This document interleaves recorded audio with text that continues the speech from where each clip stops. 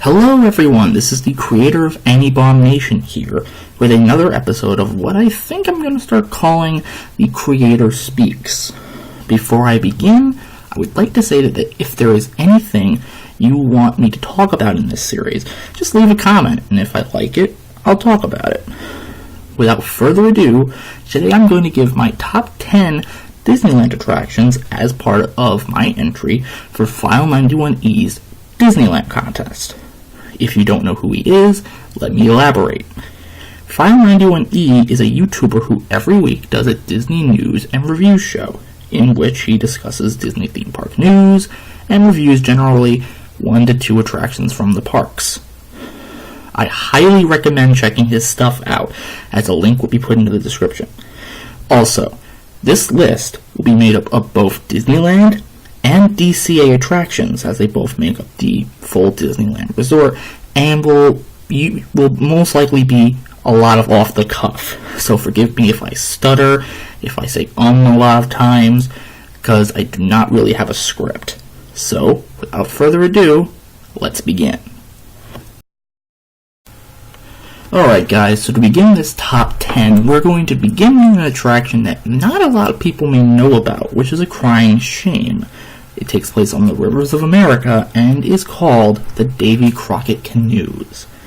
One of the reasons why I'm putting this on this list is because, like I said before, not a lot of people either know about this or even do it, which is, again, kind of a crying shame, because it's something that you don't normally see at a theme park. You don't really see this at Universal, you don't really see this at Knott's Berry Farm, you don't see this really anywhere else in the world. It's an attraction that, while not really telling a definite story, immerses you in the universe of its property. Davy Crockett, you're paddling a canoe, and it's one of the few attractions where it makes you interact with other park guests and rely on them, because if somebody's not pulling their weight, you're not going to get that far. And it is one of the rare occasions where there isn't a track underneath you, so you are basically steering yourself. I mean, again, you do have like a guide, I guess you could say, who probably is pulling most of the load, but I mean, come on. I mean, it's gotta be fun. It's definitely an experience that you can't get really anywhere else, which is something that Disneyland and basically Disney theme parks really does excel at. So, I mean, there's nothing much else to say. I mean, if you look it up on YouTube, somebody's probably filmed it. I don't know how well it's filmed, but somebody's probably filmed it. But I haven't actually done this myself. Again, call me a hypocrite, but, I've really seen people do it, and it looks like a lot of fun. Just other things usually just pop up in my group that they want to do, and I have to follow them. But if given a chance, I probably would do this. And if you're at the parks, I would recommend giving it a shot, because, again, it's probably not one of the most popular things at the park, so who knows how longer it's going to stay at the parks. So I would recommend trying it while you can. So yeah, guys, that's my number 10 pick. Number 10 being the Davy Crockett Canoes. Alright guys, so continuing with number 9, we have The Little Mermaid's Ariel's Undersea Adventure at Disney's California Adventure. Now this is very much a recent attraction. I think it opened in 2009. It was part of their big celebration. It opened the same year, I think, that Mickey's Sensational Parade did. And I think they also premiered the new Dragon in Fantasmic. I could be wrong on that, and somebody's probably going to correct me, but I'm pretty sure that's around the time that it opened. It had a big ceremony. Even had the Broadway Ursula, Sherry Renee Scott, come in and do some sing Poor Unfortunate Souls. That's on YouTube, the entire ceremony. It's actually a really good ceremony. But that's beside the point. So what do I like about this ride? Number 1 is the amazing audio animatronics, especially Ursula. I mean, Ursula looks really, really good. And there's actually, I think, a making of specifically Ursula on the Disney Parks YouTube channel that kind of details as to how they chose the material for her, which, yeah, I mean, it was the right material. It really looks like she's singing. The only thing about the audio animatronics I've heard is that a lot of people is that they changed her hair Some people nickname the original hair kind of like an ice cream sort of a do, which is meant to signify the scene in Under the Sea where the fish swim through her hair. I guess a lot of people didn't like that. I didn't have a problem with it because I saw that it worked, but I think that's been changed since the park opened. Other than the audio animatronics, I mean, this ride makes great use of the movie's music. You know, Howard Ashman and Al Menken's music is wonderfully displayed. I think the only song that isn't in this ride that was in the movie was Fathoms Below. Sorry, I had a blank there for a second. Yeah, Fathoms Below. And I don't even think that's not in the ride, because I think in the opening scene, Scuttle, I think it's in the background. It's just not sung. But I think almost all the music is in there. You know, and the ride has very smooth transitions. I mean, you go from Scuttle to, I think, Ariel's Grotto, and then you go to Sebastian singing Under the Sea, and that number, which is probably the biggest thing in that ride. And then you go into Ursula's Lair, and she sings Poor Unfortunate Souls, and then you go into Kiss the Girl, and then we go into what my problem is with the ride. There is no climactic battle with Ursula, which is, you know, it's a shame, because if you look on the Platinum Edition DVD, I'm not sure if it was on the Diamond Edition, I know for a fact it was on the Platinum Edition, they had a featurette called something like The Little Mermaid, the ride that almost was, which had, and they even recreated like a ride-through, and if you look at the battle scene they were going to have in that ride, it's phenomenal. Like, it was going to be very high budget, and you were going to feel like you were fighting her, which on the DVD it looks amazing, and I feel like it would have been better if they had tried to do it and just maybe not had the effects work, as opposed to just not trying it at all and kind of just skipping over it. Because as it is in the ride now, you just see Ariel get her voice back, and you have to look very much in the background to see that she's been defeated. It's almost as if they're just brushing that kind of plot line under the rug, along with the Vanessa thing, but that wasn't even going to be a part of the original version, so that's not really something that you could argue with. Other than that, the ride kind of, in DCA at least, has a very lackluster queue. The version of this ride that they did in New Fantasyland and Disney World has a much better queue, and I think it's also an interactive queue. But we're not talking about Disney World, we're talking about Disneyland. As it is right now, the queue, the only thing it really has going for it is a mural, but you can't see that until you actually get into the ride. But, I mean, the queue, that's more or less like a style thing. I mean, it doesn't take away from the overall ride. The battle, I think, does. I really do think that they should have at least attempted it. But, I mean, those things, honestly, are really minor nitpicks, because this is a very nice send-up to the movie. And some people might even argue it's a very nice send-up to Howard Ashman, who, along with Al Menken, like I said before, wrote the music for the ride, and kind of ushered in the Disney Renaissance, but that's, again, another talk for another day. So, you know, again, I mean, it has very smooth transitions, amazing audio animatronics, and a great use of the movie's music. So that's honestly why I would put The Little Mermaid, Ariel's Undersea Adventure as number 9 on my top 10 Disney theme park rides from Disneyland. Sorry. So moving on. Alright guys, so moving on to number 8, we have one of the original attractions that Disneyland had. Might have even been there on opening day. I think it was, but don't quote me on that. And it is Mr. Toad's Wild Ride. Yes, the infamous Mr. Toad's Wild Ride. That's at Disneyland, not at Disney World. It got replaced with the Winnie the Pooh ride. But hey, Disney World fans, you at least have the Country Bears. We don't have that. We have the Pooh ride now. But that's another discussion for another day. I don't really have much to say on this that probably hasn't already been said. The only couple things I can really say about this ride are that, unlike the Little Mermaid one that I talked about before, this one has a wonderful queue. That's a wonderful recreation of Toad Hall from the actual Wind in the Willows short that with Ichabod and Mr. Toad. And this is honestly, this alone, the queue and this fact alone, guaranteed at this bottom of this list. It's one of the few Disney attractions, if the only Disney attraction, where you're kind of sent to hell. I know that sounds really weird, but I don't think Disney would acknowledge that it's hell, but watch a ride through the ride, you're sent to hell. I mean, I think he was sent to hell in the movie too. Don't quote me on that. I think he was. And they did that here, which, I mean, you gotta give it credit for that, because they would not have been able to do that today. They just wouldn't have. They would have had to do something else. And actually, I think in the Disney World version, there's 2 endings, which that's kind of something that detracts from it, because you kind of wish that they had somewhere along the road maybe refurbished it to have the 2 tracks, to have like the 2, I think it has like 2 versions, like 2 endings. I think one when you're sent to hell and one when you're not. I could be wrong on that, again. Somebody correct me in the comments. But that would be the only thing I would say I would like them to do, like maybe try to make the 2 endings work. I don't know if they have the room for that, but again, that's just like a minor nitpick. There's really nothing else that I can really say about this that hasn't already been said. Yeah, I think it wonderfully captures the story of The Wind in the Willows.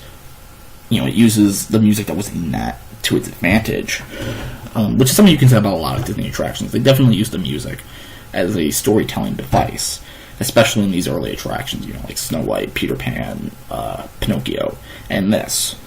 And this might be one of the few that are originals. Believe me, it definitely battered my head as to which original attraction to include. There might be one other, you'll have to see, but yeah, I mean, the fact that you're sent to hell definitely kind of pushes it above a lot of the others. And again, I mean, if you look at the queue, it's just beautiful. Like, there's a statue of Mr. Toad, and like how it works, even in context with the ride. Because the first thing that you go in when you board the motor car, and the first thing that you see in the ride is him with the books, which would make sense because I think in that scene you're in Toad Hall, so it would make sense that would be the first thing that you see. Doesn't really make sense why you're coming out of the fireplace, but you only see that if you're on the outside and you haven't boarded yet. And actually, speaking on that, you can actually, if you're watching people ride it, as you're waiting to board, watch when they come out of that fireplace, because there's actually, I think they have like maybe it's like laser projections of flame skids on the floor. I don't really know how to describe it, but look it up on YouTube. I think like Fresh Baked Disney, which is another great Disneyland channel, shout out, has videos of the queue and people going through it. It really does look cool and adds to the sort of overall immersion of Mr. Toad's Wild Ride. So that's really all I got to say on this. I mean, there's nothing much I can really say. Everybody else has probably talked about this ride to death, especially when it was being replaced by Pooh in Florida. But we're not talking about that, and they have the Country Bears, so, you know, womp womp. But, yeah, so that's number 8 on my top 10 Disneyland attractions, Mr. Toad's Wild Ride. And alright guys, so beginning with number 7, we are going to actually start with our first show. There's going to be a couple of shows on this list, and I actually do count them as attractions. And number 7 is actually going to be a relatively new show, Mickey and the Magical Map. Now, if you don't know what the story of this show is, I'll give you a quick rundown. It's a little bit of Epic Mickey and a little bit of The Sorcerer's Apprentice. Mickey is the Sorcerer's Apprentice to Yen Sid, who, fun fact, is just Disney spelled backwards. And he wants to be a map maker. He wants to be a map maker. And Yen Sid tells him, no, when you've learned the secret of my map, then you can be that. Mickey, returning to kind of this mischievous roots, makes a hole in the map and tries to fill it. And the speck comes alive and takes him basically on an adventure through the Jungle Book with an audio animatronic head of King Louis. Then you go into, I think, a princess segment. Then you go into Under the Sea with the puppet Sebastian. Then you go into what do you go into next? Hold on a second, I'm trying to think. Then you go into oh yeah, I remember. Then you go into Hawaiian Roller Coaster Ride, which is probably one of the few shows that actually will use the Lilo and Stitch. Which actually, it's a fun fact, they actually didn't have Stitch in that segment when it first happened. People cried for them to put Stitch in, and now you actually will see Stitch on stage interacting with the dancers. And then everything's going astray, kind of like in the Sorcerer's Apprentice, and then Yensid fixes it, and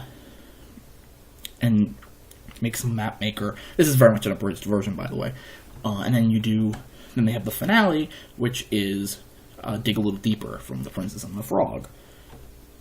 This show has... The sets are both simplistic and very, very well done, because the way the set is designed, they can swap out scenes whenever they really want to. They actually teased that. That was actually one of the things that they showcased.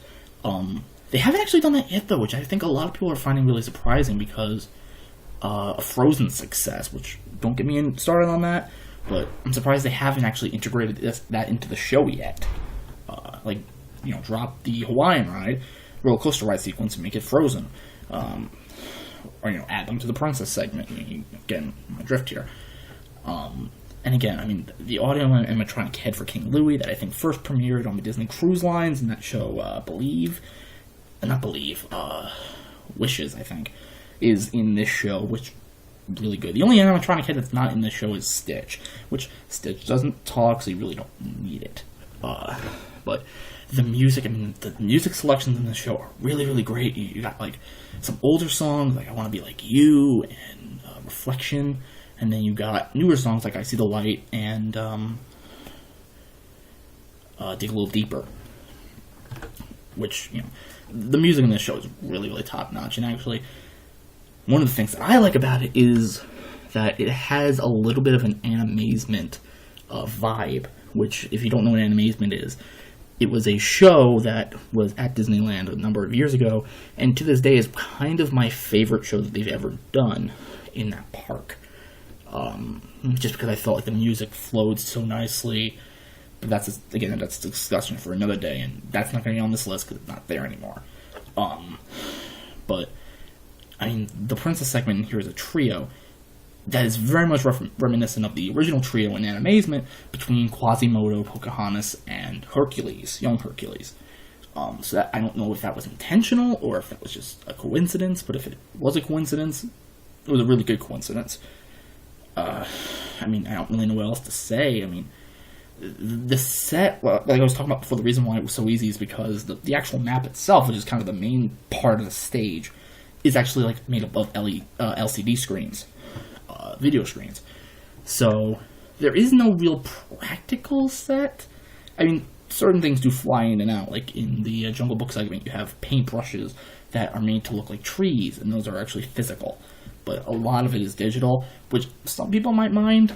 I really don't, because I feel like because of that, they can really just add whatever they want in when they want to. So if, they make a movie a number of years down that does really, really well, maybe Frozen 2, and they decide they want to do a medley of Frozen instead of I Want to Be Like You, they'll put that in, and it wouldn't take that much work at all.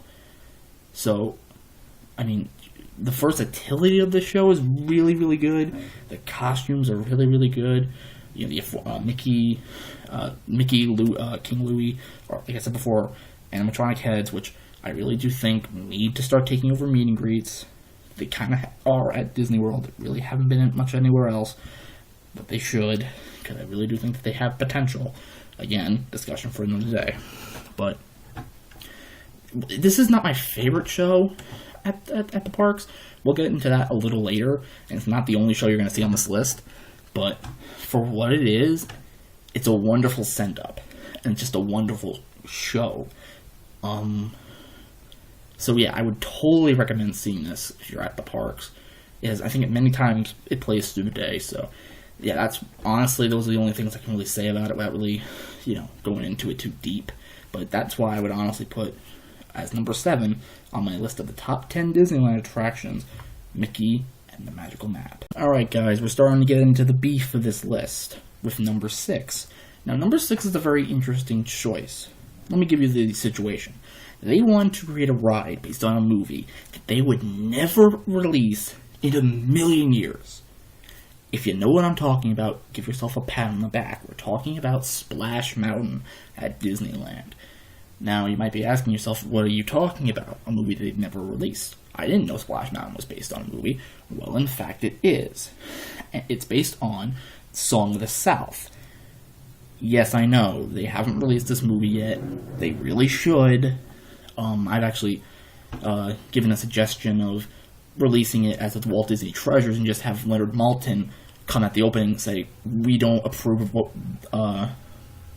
this movie, of the racial ideas in this movie, but that was the time. Enjoy it now anyway. But that's a discussion for another day. But I mean, you have to. One of the reasons why it's on this list is, besides the fact that if it's a really hot day, it's a really easy ride to get you cooled down really, really quickly. But just think about what they had to do with this ride. And even at that point, they were so convinced to make you not remember Song of the South that there's an Uncle Remus in this ride who was the main guy in Song of the South. That was a human, but in the ride is actually a frog who might have been in the movie. I haven't seen the movie, so nobody can really tell.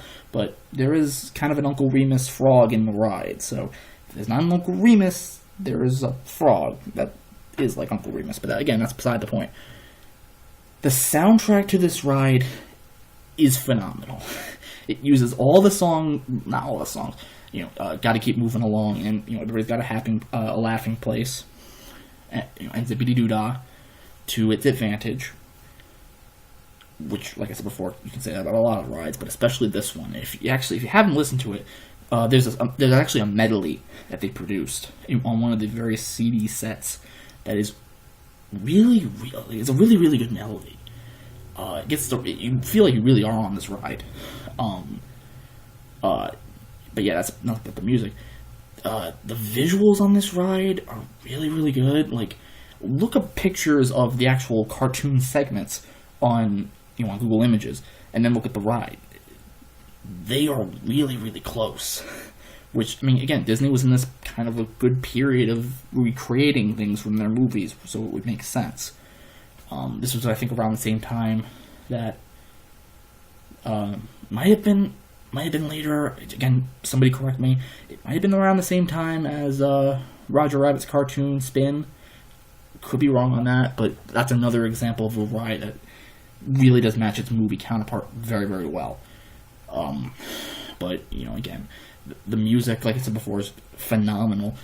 The figures are great. You have that really tall drop that works really, really, really, really, really well. Especially if it's a really hot day, because you get cool, like I said before, very, very quickly. The only hindrance, I guess you could say, to this ride, honestly, is that the lines can get very, very long, which it's a very popular ride, so that's kind of the give and take that you get with a ride such as this. But the flow of the ride is also very, very good, because it starts off very, very calm. Like, you don't even hear any music. It's very much just like instrumentals of like nature-ish sounds, and then you enter this tunnel, and then you start hearing the song. I think it's called like "Gotta Keep Moving Along." And you go into the actual story of Brer Fox and Brer Bear trying to get Brer Rabbit. Then I think you're kind of Brer Rabbit, kind of not at the same time, because you see him. You're kind of the same thing, but and then it leads to that top where you think they've finally got him, and he tricks them to throw him into the briar patch, and down you go, and then there you go. Sorry, headphone users, that was very loud. But so yeah, I mean, nothing much really to say. I mean, again, this is like one of those rides that you really can't say that much more about it, because everybody kind of already has. It's at Disneyland. It's at Disney World. I think it might be. I think it's in Tokyo Disneyland. I think it might be in Disneyland Paris. And there's a reason why, because it's a classic attraction. It takes everything that is in those original attractions, like Pirates of the Caribbean and Haunted Mansion. Taking a theme, and especially in this section of the park, Critter Country, where you'll find like the Winnie the Pooh ride, among other things. When it uses it to its advantage, and it doesn't stick out like a sore thumb, to me at all. So yeah, that's that's all I gotta say on this one, guys. So that's why I would honestly put as number 6 on my list of top 10 Disneyland attractions, Splash. Alright, guys, now we're on the top 5. Now, before, those could really be interchanged depending on my mood, but these are very much concrete. So we're going to start off with number 5, being Muppet Vision 3D at DCA. Now, before I actually get into the actual ride itself, I actually want to discuss a little bit quickly of something that a lot of people have maybe said. Some people have actually suggested that Disney incorporate Walter and kind of redo the ride in vein of the Muppets and Muppets Most Wanted. Maybe even put Constantine in there. I don't think that really should be what happens, because this was one of the last things that Jim Henson was a part of, and that he performed as the voice of Kermit, as the puppeteer of Kermit. That should not be messed with. For some attractions, I'm a very strong believer of keeping things the way they are. And there's a good reason for this, because Muppet Vision, as it stands right now, is just a great show. And especially at DCA, the queue at Disney World and MGM Studios, Hollywood Studios, is maybe a little better, but this one I think is just as good. It actually gets across, I think, a little bit better, the zaniness of the Muppets. So basically, you enter. The theater is actually very much designed to be the Muppet Theater, and there's actually an audio animatronic, Statler and Waldorf, who will come out and do some things, even during the movie. Very much in the vein of the Muppet Show. So the story, just a quick rundown of the story, is that Kermit is showing us, the audience, this new Muppet Vision 3D technology, and promises no cheap 3D tricks, which is a lot of what this show is, and some people might not like it because it's very much cheesy comedy. But come on, the Muppets sometimes did very cheesy comedy, and even if it is cheesy, I like cheesy comedy. As much as some people might not like it, I like the Mike Myers Cat in the Hat movie, just for the sheer stupidity of it all. Again, discussion for another day, but, stupid comedy, if done right, can still be funny. And I think this ride perfectly exudes that. They even go in a little bit far as to be like 4D, because there's a scene where they're looking for Bean Bunny, and you see Sweetums on the screen with a flashlight looking around. He goes in one direction, all the other ones come on screen, and then you see Walkabout Sweetums going through the audience with his flashlight, and he's asking the kids, "Where's the bunny? Where's the bunny?" And then an audio animatronic Bean appears in the other balcony across from Statler and Waldorf. It's a very much interactive show. It does not feel like you're watching a film. You feel like you're watching actions unfold. And actually, towards the end, spoilers, when the theater blows up, I think this wasn't about when the ride first opened, but I'm pretty sure they've updated it so that certain sections of the theater that you're in actually do break. Like, they actually do come apart. I actually didn't even mention that there's an audio animatronic Swedish chef who's apparently projecting the movie, and you have audio animatronic penguins who are the orchestra. Don't ask why the penguins are being in the orchestra and not Dr. Teeth and the and people who are Zoot, people who are usually in the orchestra on the show. That's a minor nitpick, and you would only really get that if you've watched maybe an episode of the Muppet Show while waiting, which I don't know why you would, because this is one of the few attractions at Disneyland that has a really really in-depth queue, like pre-show, where there's a bunch of TV screens all around the main waiting area, and basically you see a Muppet Show, and they bounce from screen to screen. There's actually a really funny scene that still cracks me up every time I see it, where Sam Eagle comes out and is like, "Oh, I have Mickey Mouse here, here's Mickey Mouse," and it's Rizzo the Rat. And one of my favorite lines from that is, Sam Eagle's like, "You're not Mickey Mouse, you're a rat." And he's like, "Rat schmat. Besides, they're tourists. What do they know?" It's a really funny pre-show that just leads in perfectly to the show that you're about to watch. That being said, though, when the theater does blow up, you see guests. And yes, what they're wearing, you can tell it was not made recently. You can definitely tell that. But again, you're not really focusing on that. You're focusing on Kermit, and when he's getting pulled away in the fire truck.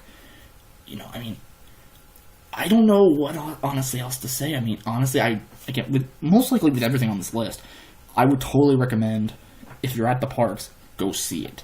I've seen videos of it on YouTube where sometimes there's not even that many people there, which again, that's a crying shame. Come on. It's the Muppets, and actually one of the people who say they haven't actually updated this really need to go a couple months ago, like a year ago, when Muppets Most Wanted was all the rage. They actually went back and added a scene with Constantine. He kind of breaks the satellite. I don't think he says anything. I think he's just there kind of looking at you grimacingly, and then I think it lasts maybe 5 seconds, and then it's back to the actual show. I don't know if they cut anything out because of that, or because again, it's like a 5-second little splice, so I don't know, but again, they have updated it. I hope they don't update the actual show itself.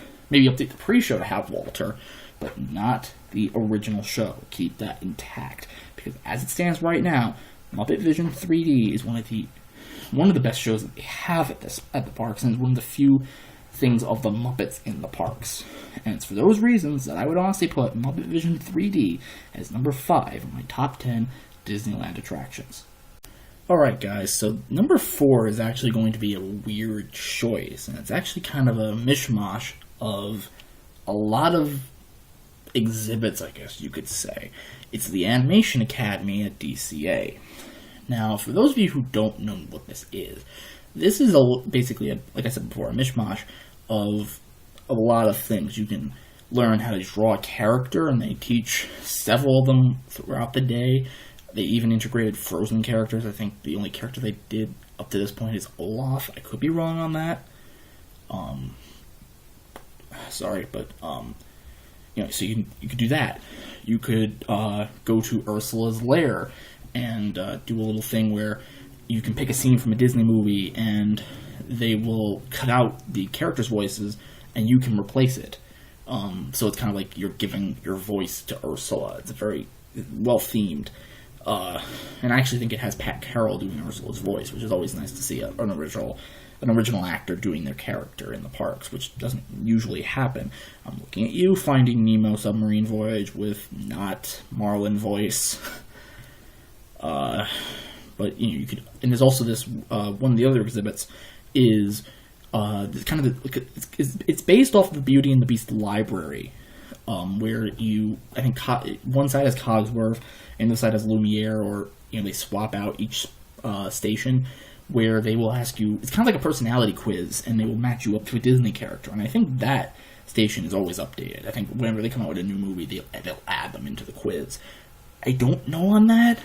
I think they did. I don't know if they've integrated Frozen yet. I could be wrong on that again, so just correct me in the comments if I'm wrong. Which I might be saying a lot in this video, but I don't really care. And arguably probably the biggest thing that they have there is something that they even carried over, I think, into Walt Disney World, or came from Disney World to Disneyland, which is Turtle Talk with Crush, which if you don't know what that is, I'll give you a brief rundown. Basically, you're in what they call the human tank, and you're watching a screen, and basically kids who sit up in the front and the adult in the back, the kids can ask Crush questions about sea turtles or about his friends from Finding Nemo. They can ask him basically a question, and Crush will answer it. And the way that they do it, the only way I think I saw a video once on YouTube about actually behind the scenes of this guy doing it. If you can't figure out how they do it, it's basically simple. It's real-time animation, where the voice is actually performed by a guy looking at the audience, I guess, through a two-way mirror, or one-way mirror, where you can't see, where one person can't see you from the other side. And he listens to the questions and performs as Crush, answering the children's questions. And actually, it's kind of funny because sometimes you'll see Dory pop in. And as far as I know, I don't think Dory will have an actress come in and do her live. I think her Dory is very much pre-recorded. But sometimes, like, Crush will bring out various objects. The most infamous being he'll pull out a Buzz Lightyear action figure and ask the kids, "What's this? Where did this come from? What do I do with it?" You know. In the Dory segment, I think the whale also comes, so the kids will speak whale to the characters. It's a very interactive experience. But arguably one of the best things about this exhibit is actually where you'll enter to go to those places. You know, the main room. This room is like any animator's dream because they play music from the movies that are projected up, like that are if you stand in the middle, around you you'll see like either concept art and sometimes actual like shots from the movie, while music plays in the background. Like they did an Aladdin one, they have a Lion King one, the section that'll play, and these play constantly. Like I don't think there's ever a break. It's not like you hear nothing when you come in, and it's like a mini show. No, it's what plays throughout the entire day. This was also the area where, a number of years ago, they had a show called Drawn to the Magic, where 3 supposed actors, originally came out and sang a melody of songs, which got eventually moved to a separate stage that they had, which then got moved back when they did another show there. I don't remember the name because it didn't last very long. It was like a Mickey hip-hop kind of a show. It did not last long, and it was awful. Which, it's sad that it never got replaced. I actually think it's the same place where Mad Tea Party is now. I could be wrong on that. It might not be the same place, but it's close. But that's a different show, and that's a discussion for another time. We're talking about this. So this place had a lot of versatility. It had a lot of use. Some characters, like I said before, might even breed in this area. You just gotta check, I guess, time guide. But, again, this is just an example of how they used this area to their advantage. They didn't just have this area. There's something similar in Disney World. That has, I think, similar ideas. It definitely has Draw the Character. I don't think it has half the stuff that this one does. I think this was the original. But, I mean, this was not just one area. This was several different activities that, if you did them all, would take you maybe about an hour or 2 hours to do, minus waiting for all of them. So you could fill up a good chunk of your day doing all this stuff, which is I think, a great thing. So, like I said before, you could draw a character, there was Turtle Talk, there was the Ursula voice thing, and the Beauty and the Beast character quiz. I think there's a few other assorted things that I just can't pick off the top of my head. So there was definitely a lot for you to do. Honestly, that's why I'm going to put, as number 6 on my top 10 list of the greatest Disneyland attractions, in my personal opinion again, the animation. Alright guys, so number 3 is actually another show. Now I know you're probably thinking, enough with the shows, but again, I do count them as actual attractions. And what is it, you might ask? Well, it's Aladdin, a musical spectacular. Now, this show opened up alongside another one that was actually in Disneyland. This is in DCA, and this one's still there. The one that was in Disneyland was actually Snow White and Enchanting the Musical, which actually wasn't that bad either, but out of the two, I prefer the Aladdin show, just because it had... Well, I'll go into that. So basically, if you don't know what this is, it's basically a 40 to 50 minute, depending on one thing, which I'll get into in a couple seconds, a 40 to 50 minute show that details the story of Aladdin, of the 1992 Disney movie. And a lot of the things that you love about the movie are kept intact. Iago is a puppeteered bird. The genie still riffs on popular culture, which accounts for what I said before, the 40 to 50 minute. The show usually runs about 40, but there have been some times where the genie does something that is really, really funny that the audience just can't get enough of laughing, so it goes on a little longer. But I wouldn't say it goes over 50 minutes. I don't think I've ever seen it go over that much. Honestly, I don't think I've ever seen it go over 45 minutes. But, so there's that. So what do I like about this show? What is there not to like? They basically... Now, it's not the whole movie. Like, there's no chase through the Cave of Wonders with the lava. He does get trapped by rocks, though, kind of doing that same thing, but not really. To many people who are fans of the movie, there is no Abu. I don't personally miss him. I mean, I didn't hate Abu. I mean, but in this show, I don't find myself asking, where's Abu? I mean, because of this, they do have to change, I think, one line in One Jump Ahead, where Abu is explicitly mentioned, and they have to, change it a little bit. Speaking of music, actually, there's also a deleted song that is sung by Jasmine called "To Be Free," and an interesting tidbit about that is that it wasn't meant to be sung by Jasmine originally. It was originally supposed to be meant to be sung by the genie, and actually, if you watch the movie, the tune is in there, but it's not meant for Jasmine. It's the genie's theme. It works for Jasmine. I'm not going to say that it doesn't, because it does, but that's just a little interesting piece of trivia. The sets are... I mean, they're great sets, but there's not that many of them. You have the Cave of Wonders set, like the outside of the Cave of Wonders, the Agrabah Marketplace, which basically just has one building that slides from side to side and in the middle to kind of signify going down different streets. Then you have the inside of the Cave of Wonders, where Friend Like Me is performed, which is one of the best parts of the show, and rightfully so. Then you have... And then you basically have a palace set and the princess's room set, where it transitions into a whole new world. Again, all the songs are pretty much in here, and some people might argue that it's not that good because it's not. The songs basically come one right after another. What do you expect? I mean, it's a 40-minute show that's trying to condense an hour and a half, again, into 40 minutes. So that's something you gotta look into. It doesn't bother me. I've loved this show ever since I first saw it. It doesn't... I mean, the people who do perform the genie, I will admit, are very hit and miss. There are some people who just can't do it. And something that has come into light to me a little recently is that a lot of the material is from the genies they reuse, which I don't know why. Maybe I just didn't notice that before, but I don't think because I used to watch a lot of videos of this show, and I don't think I ever really... there's really just one joke that is always in every single show. It's...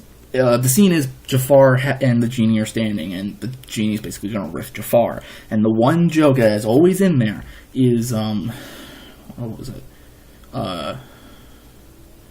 If your last name was Pepper Shaker, you'd be Salt and Pepper Shaker. It's always in there.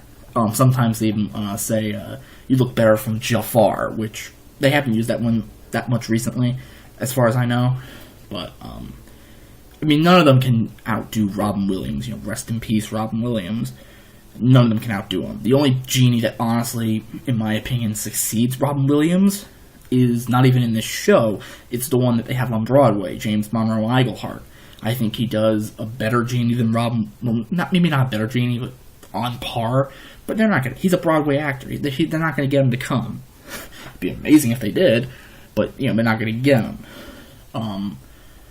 So, yeah, I mean, there's nothing else really to say about this show. I mean, the reason why I like it so much is because Aladdin is just one of my favorite Disney movies, if not one of my favorites.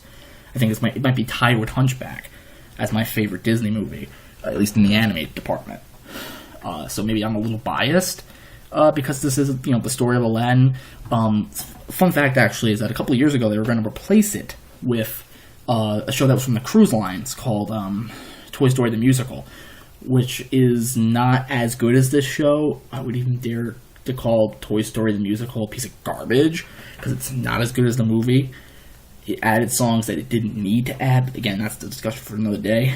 Good news is fans cried out telling Disney, no, do not do this. You will regret doing this. And here you go. It's still here. Although with the recent push up to Broadway with Aladdin. Who really knows how long this is going to stay? But it's also on the cruise line, so if you're on the cruise line, I think it's on the Disney Fantasy. Go and see it. It's a fantastic show. If you're at Disney's California Adventure, go see the show. I think you'll love it. So that's all I got to say about this one, guys. So that's what I would pick for my number 3, Aladdin, a musical. Alright, guys, we're in the home stretch here, with number 2 being at Disneyland, Alice in Wonderland, especially with the recent enhancements. Now you might be asking yourself, well, why with the enhancements? Is the ride good without them? Yes, but here's the thing. When they recently did the refurbishment, a lot of people just thought that they were going to do the rumor was that they were just going to put a projection of like an animated Queen of Hearts face on the figures, similar to what you would see in Disney World with the Seven Dwarfs that I praised a while ago. And what we eventually got was not that, but in my opinion, a million times better. They added an animation that helps do scene transitions. I think, honest to God, I think the only transition that they messed up was, if you ever have ridden the ride, you know, the first scene is you with the door. And the door opens, and then you're supposedly in Wonderland, chasing the White Rabbit. What happens now is that when the door opens, you see animation of the rabbit and Alice chasing after it. But that's not taking place in Wonderland. That's at the beginning of the movie when she's in England. I don't know if they picked a shot that you wouldn't notice that it's not Wonderland, but if you've seen the movie, you clearly know where that shot's from.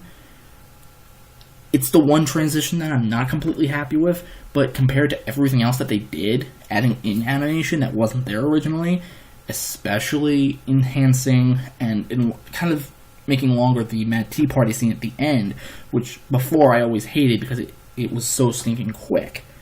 Like maybe it was like 5 seconds. It was like, "I'm Mary on birthday to you," out. You know, especially since that's the most famous part of that movie. You're surprised they don't last longer on it. So yeah, you know, there's that. They also removed the handrails that I think everybody is glad they got rid of because it really did look really, really ugly. And other than that, I mean, Alice in Wonderland, like Aladdin and Hunchback, is one of my favorite Disney movies. So, of course, the ride based on it is going to be really high up on this list. Again, maybe I'm biased, but again, it's my list, so I can do whatever the heck I want. So, I mean, yeah, none of the figures within the ride itself really got enhanced all that much. I think they're the same figures, and maybe just got out for polish of paint, and that's enough. That's enough to make the ride even better, because now you can actually see things. I think they added maybe one Alice figure and a few flowers in the flower scene in terms of like actual figures that weren't there before, which, again, they didn't even have to do that. I mean, I just think with this refurbishment, they went above and beyond what the Call of Duty to make this ride something really, really special. And supposedly the rumor is that if this one was successful, which clearly it is, they're going to do that to all the other ones. So that means like Mr. Toad, Snow White, Peter Pan, Pinocchio, all those are going to get this kind of refurbishment, which, let's be flat out perfectly honest, who wouldn't want that?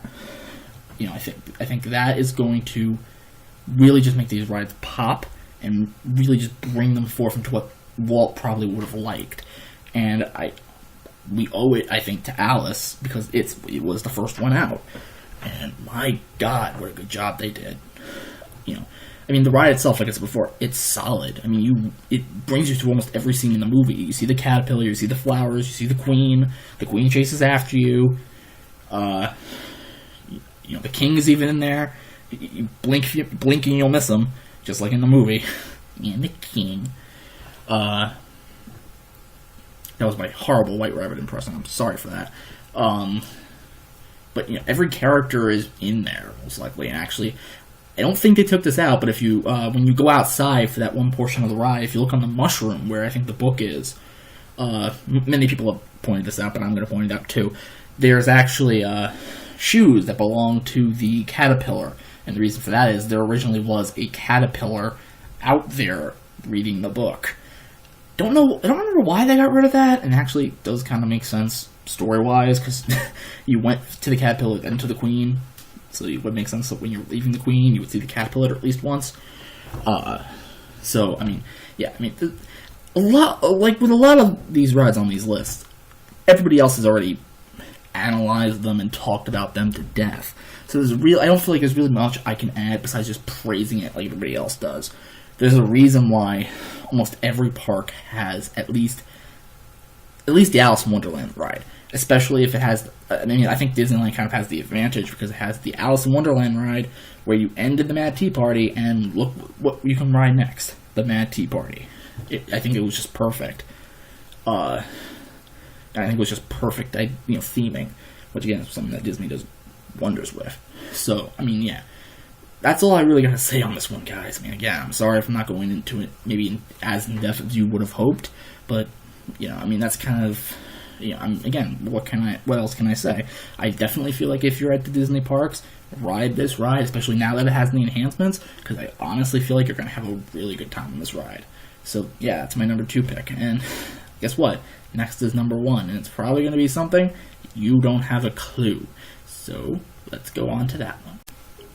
Alright, guys, here it is, my number 1 Disneyland attraction, and it's a tie. I know, that's cheating, I know, but again, my list, I can do whatever the hell I want.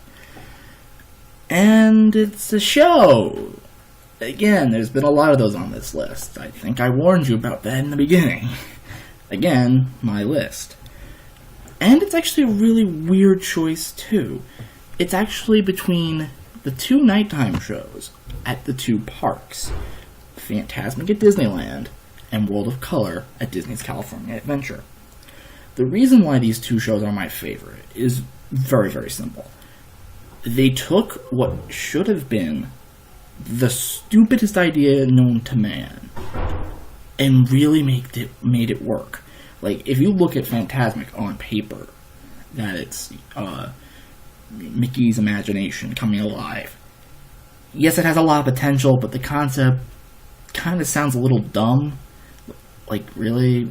We're talking about Mickey's imagination? That's going to be all the Disney movies? Couldn't you think of anything else?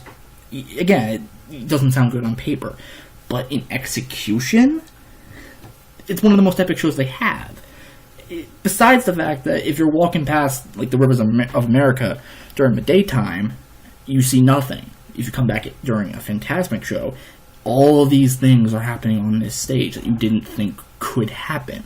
Characters are popping out of corners that you wouldn't expect them to. And there's a stinking dragon on Tom Sawyer's Island. You can't beat that. And same thing with World of Color, although World of Color admittedly hides its effects not as well. If you don't know what I'm talking about, the lagoon that World of Color takes on, you can see the fountain spurts. And actually, I think there's a show during the day with Goofy where he conducts the... I think the show is called Just Add Water or something like that. It's a kind of a good show. But, I mean, World of Color does the same thing. I mean, World of Color doesn't even have a story. And it's still awesome, because the way the show works, again, kind of like Mickey and the Magical Map that I was talking about earlier, there's so many things that they can add to it to make it evolve. And I think with this kind of stuff, with these theme park attractions, in the way you have to make them evolve and the way you can make them versatile for over dozens of years, is why they will stand the test of time. I mean, come on. I mean, yes, like, look at Star Tours. Nobody really wanted Star Tours to change, but when they did, and they upgraded it to Star Tours, I think, 2.0, there's so many different places you can go. That's where I think they're going to go into the future, is try to make rides. Some jerk with a camera used this in his Star Tours video, re-rideability. Although he was kind of mocking it, I'm kind of praising it, because while you might not get a consistent experience each and every single time, like the same idea, like with Fantasmic, it's the same show each and every single time. But I forgive it because the show that they have that's set in concrete is stinking amazing. World of Color, they've done a prep and landing thing for the holiday season. They've added a pirate bit. They added a Brave sequence when that movie came out, and I think it's even still in there. They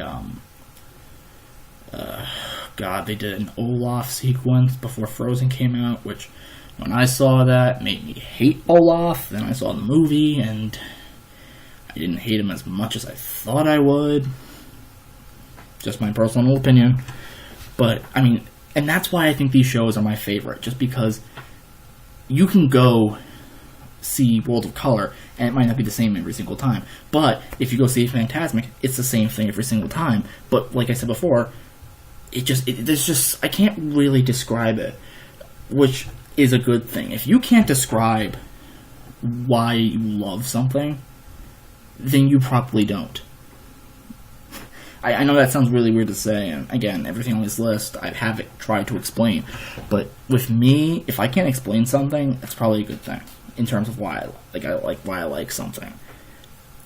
So, I mean, it's not what people would expect to be a number one. I mean, most people probably think, why is your number one not the Haunted Mansion or Toy Story Midway Mania or Pirates of the Caribbean? It's because those rides are good, but they're just not my style.